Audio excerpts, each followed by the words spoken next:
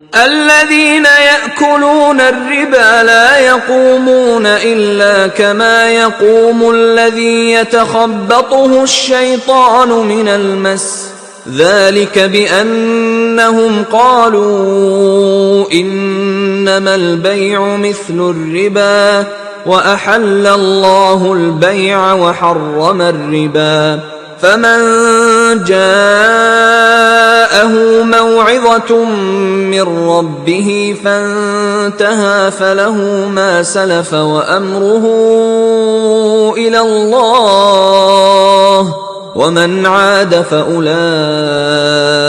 أصحاب النار هم فيها خالدون. جو لوگ سود کھاتے ہیں وہ قبروں سے اس طرح حواس باختہ اٹھیں گے جیسے کسی کو جن نے لپٹ کر دیوانہ بنا دیا ہو، یہ اس لیے کہ وہ کہتے ہیں کہ سودا بیچنا بھی تو نفع کے لحاظ سے ویسا ہی ہے جیسے سود لینا، حالانکہ سودے کو خدا نے حلال کیا ہے اور سود کو حرام. تو جس شخص کے پاس خدا کی نصیحت پہنچی اور وہ سود لینے سے باز آ گیا تو جو پہلے ہو چکا وہ اس کا اور قیامت میں اس کا معاملہ خدا کے سپرد. اور جو پھر لینے لگا تو ایسے لوگ دوزخی ہیں کہ ہمیشہ دوزخ میں جلتے رہیں گے. يمحق الله الربا ويربي الصدقات والله لا يحب كل كفار أثيم.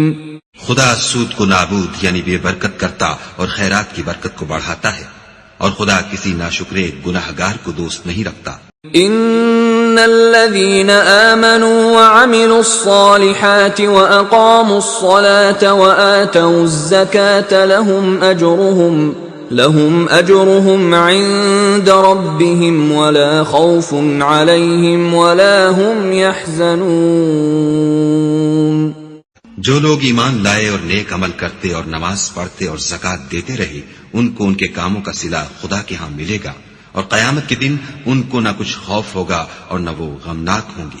يا أيها الذين آمنوا اتقوا الله وذروا ما بقي من الربا إن كنتم مؤمنين.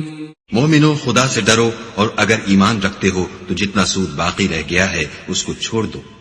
فَإِن لَّمْ تَفْعَلُوا فَأْذَنُوا بِحَرْبٍ مِّنَ اللَّهِ وَرَسُولِهِ وَإِن تُبْتُمْ فَلَكُمْ رُءُوسُ أَمْوَالِكُمْ لَا تَظْلِمُونَ وَلَا تُظْلَمُونَ.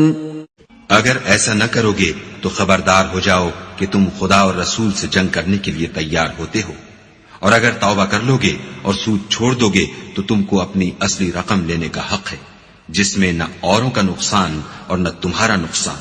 وَإِن كَانَ ذُو عُسْرَةٍ فَنَظِرَةٌ إِلَى مَيْسَرَةٍ وَأَن تَصَدَّقُوا خَيْرٌ لَكُمْ إِن كُنتُمْ تَعْلَمُونَ.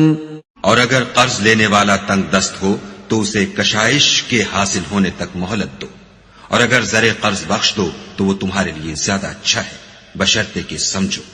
واتقوا يوما ترجعون فيه إلى الله ثم توفى كل نفس ما كسبت وهم لا يظلمون. اور اس دن سے ڈرو جب کہ تم خدا کے حضور میں لوٹ کر جاؤ گے اور ہر شخص اپنے اعمال کا پورا پورا بدلہ پائے گا اور کسی کو کچھ نقصان نہ ہوگا.